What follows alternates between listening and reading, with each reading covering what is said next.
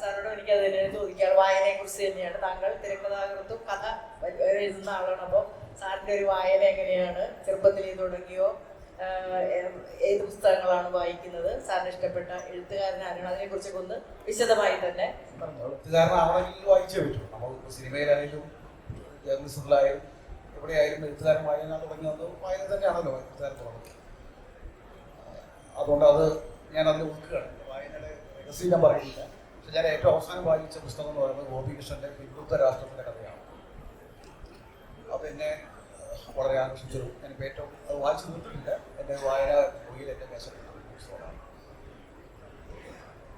മറ്റൊന്ന് ചോദിച്ചത് അടുത്ത് വായിച്ച പുസ്തകം ഏതാണ്? പിന്നെ സാറിന്റെ വായന അനുഭവങ്ങളെ കുറിച്ച്, വായന ശീലങ്ങളെ കുറിച്ച്, ഇഷ്ടപ്പെട്ട കഥാകൃത്തിനെ കുറിച്ച്. ഇഷ്ടപ്പെട്ട ഒരുപാട് കഥാകൃത്തുകൾ മലയാളത്തിലും ഇംഗ്ലീഷിലൊക്കെ ഉണ്ട്. ഒരുപാട് എനിക്ക് അങ്ങനെ ഏറ്റവും ഒരാളെന്ന് ഞാൻ പേരെടുത്ത് പറയുന്നില്ല. നമുക്ക് എല്ലാവർക്കും തമിഴ് മുതൽ അല്ലെങ്കിൽ അതുപോലെ നമ്മുടെ പൂർവികരായിട്ടുള്ള എല്ലാ എഴുത്തുകാരും, അതിനു മുമ്പിൽ വാൽമീകിയും വേദവ്യാസനും ഒക്കെ എനിക്കിഷ്ടമാണ്. കുട്ടികൃഷ്ണന്മാരാണ് എനിക്ക് ഏറ്റവും ഇഷ്ടപ്പെട്ടൊരു എഴുത്തുകാരൻ. വാൽമീകിയും വേദവ്യാസം പോലും ഇഷ്ടപ്പെട്ടതാണ് കുട്ടികൃഷ്ണന്മാരാണ്. അപ്പോൾ അതിൻ്റെയൊക്കെ പഠനങ്ങൾ നേരത്തെ പറഞ്ഞതിൻ്റെ അനുബന്ധമായിട്ട് ഞാൻ പറയുകയാണ്. വായനകൾ എന്ന് പറയുന്നത് രാഷ്ട്രീയപരമായ വായന പോലും രാഷ്ട്രീയമാണ്. അപ്പോൾ പുനർവായനകൾ അത് ഭഗവത്ഗീതയായാലും ഖുറാനായാലും ബൈബിളായാലും സിനിമയായാലും കാലങ്ങൾക്ക് വീണ്ടും വീണ്ടും വായന വിധേയമായി.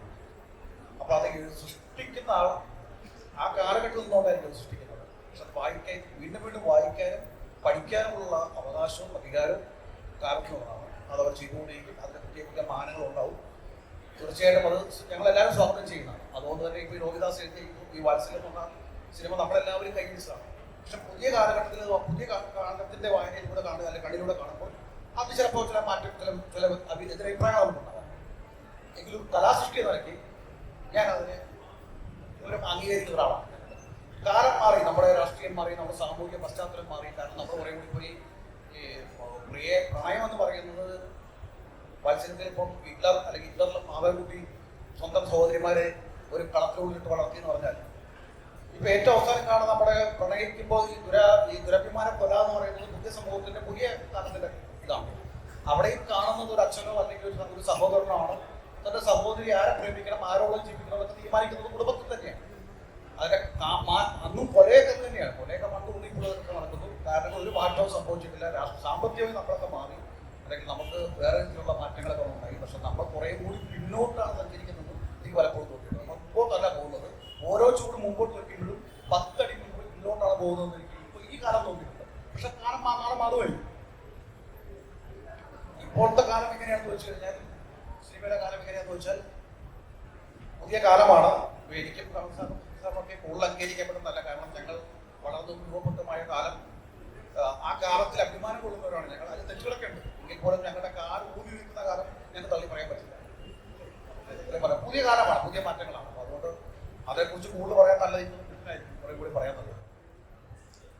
മറ്റൊന്ന് ചോദിക്കാനുള്ളത്, താങ്കളുടെ സിനിമകളിൽ വയലൻസും അന്വേഷണവും ഒരു നിയമ വ്യവസ്ഥയെ കുറിച്ചുള്ളതും നീതി നിഷേധത്തിനെതിരെയുള്ള അത്തരത്തിലുള്ള കാര്യങ്ങളൊക്കെ താങ്കളുടെ സിനിമകളിൽ ധാരാളമായി കണ്ടുവരുന്നുണ്ട്. അതിപ്പോഴത്തെ സാമൂഹ്യ വ്യവസ്ഥിതിയിലുള്ള കാണുന്ന കാര്യങ്ങൾ അതിനെതിരായിട്ട് അങ്ങ് ചെയ്യുന്നതാണോ, അല്ലെങ്കിൽ പുസ്തകങ്ങൾ വായിച്ചതിൽ നിന്നൊരു മോട്ടിവേഷൻ കിട്ടിയതാണോ? അല്ല, അത്തരത്തിലുള്ള ഒരു ആശയങ്ങൾ മനസ്സിൽ വരുമ്പോൾ എന്താണ് അതിനൊരു ക്രിയ, എന്താ പറയുക, ഒരു ഹോംവർക്ക് ചെയ്യുന്നത്? പുതിയ നിയമം പോലെയുള്ള സിനിമകളിലും അത്തരത്തിലുള്ള ഒരു ഒറ്റയ്ക്ക്, അത് മമ്മൂട്ടിയും നയൻതാരയുമുള്ള ഒരു സിനിമയാണ്, അവർക്ക് അറിയാമല്ലോ. അപ്പോൾ ആ സ്ത്രീ ഒരുപാട് പീഡനത്തിനിരയായി, പിന്നെ അവർ തന്നെ പോയിട്ട് അതിനെതിരെ ഉപദ്രവിച്ചവരെ എല്ലാവരെയും അവർ ഇല്ലാതാക്കുന്ന ഒരു കഥയാണത്. അപ്പോൾ മമ്മൂട്ടി അത് അറിയാതെ അവരുടെ ഭർത്താവ് അതിന് പിന്തുണ നൽകുകയൊക്കെ ചെയ്യുന്നൊരു കഥയാണ്. അപ്പോൾ എങ്ങനെയാണ് അത്തരത്തിലുള്ള ഒരു കഥകളിലേക്കൊക്കെ സാർ എത്തുന്നത്? എന്താണ് സാറിൻ്റെ ഒരു അത് എങ്ങനെയാണ് അതിലേക്കൊക്കെ എത്തുന്നത്? വയലൻസ് എന്ന് പറയുന്നത് നമ്മുടെ സമൂഹത്തിൽ പണ്ടുകാലം മുതൽ ഉള്ളതാണ്. നമ്മുടെ ആദ്യകാലം മുതൽ ഈ കാലം വരെ വയലൻസ്. ഇപ്പോൾ നമ്മൾ ഏറ്റവും അവസാനം കാണുന്ന നമ്മുടെ ഗസയിലെ യുദ്ധം പോലും നമ്മൾ TV തുറന്ന് കാണുന്നത് അതിൻ്റെ വയലൻസ് കാണാൻ വേണ്ടിയാണ്.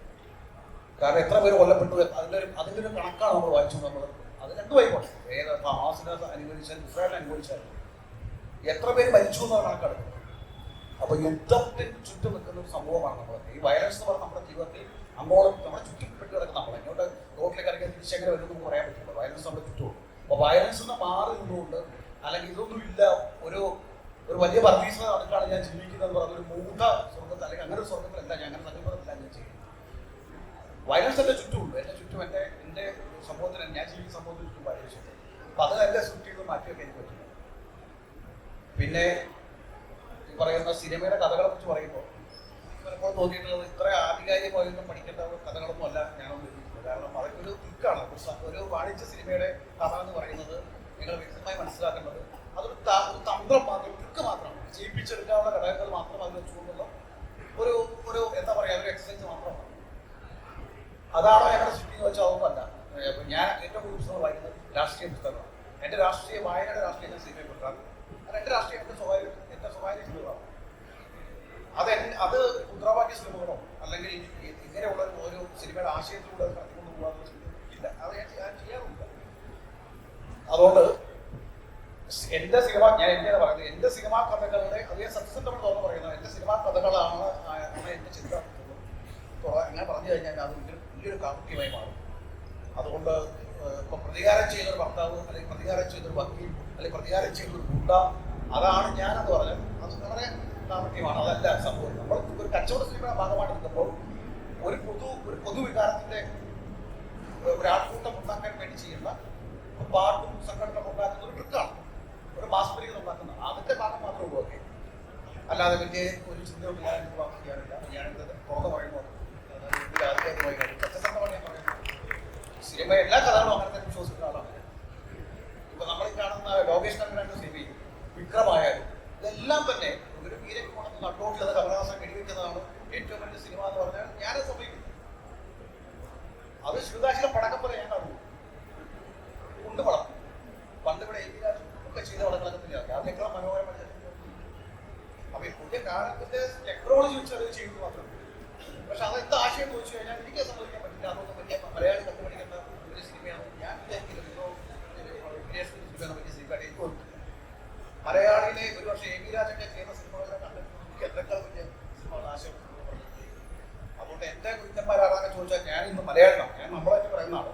മലയാള സിനിമ കണ്ടുപിടിക്കും തമിഴ് എന്ന് പറയുമ്പോൾ ഞാനത് ഒരിക്കലും അംഗീകരിക്കില്ല.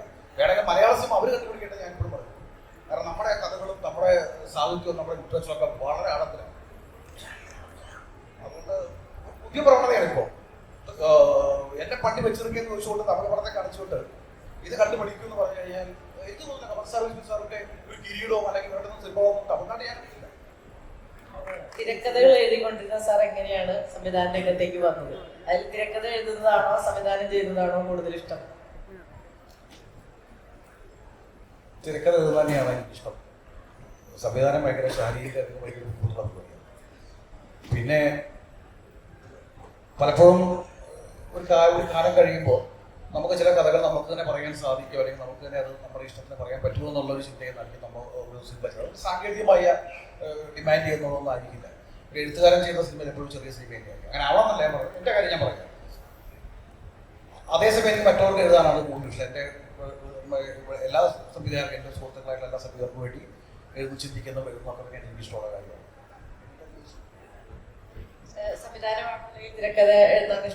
എഴുത്തുകാരൻ എപ്പോഴും എഴുതുന്നത് തന്നെയായിരിക്കും അവർക്ക് ഏറ്റവും ഇഷ്ടമുള്ള കാര്യം. കാരണം അവരുടെ എഴുത്ത് മേശയിൽ നിന്നുകൊണ്ട് അവർക്ക് കിട്ടും ഒരു സ്വപ്നം കാണാം. നമ്മുടെ തർക്കിക്കാനൊരു സംവിധായകനുണ്ട്, നമ്മളെ സഹായിക്കാനൊരു സംവിധായകനുണ്ട്, നമ്മൾ ചിന്തിക്കുമ്പോൾ തന്നെ ഒരു പാത്രം നമുക്ക് കിട്ടും. ഇത് രണ്ടും ഒരാളാകുമ്പോൾ വലിയ നമ്മൾ എഴുതുന്നത് ശരിയാണോ എന്നുള്ളത് അവർ അങ്ങോട്ടും ഇങ്ങോട്ടുള്ള ചോദ്യങ്ങൾക്കൊക്കെ നമ്മൾ തന്നെ അങ്ങോട്ടും ഉത്തരം പറയേണ്ടി വരും. അതേപ്പോഴും നല്ലൊരു പാത്രം ഉണ്ടാവും തന്നെയാണ്.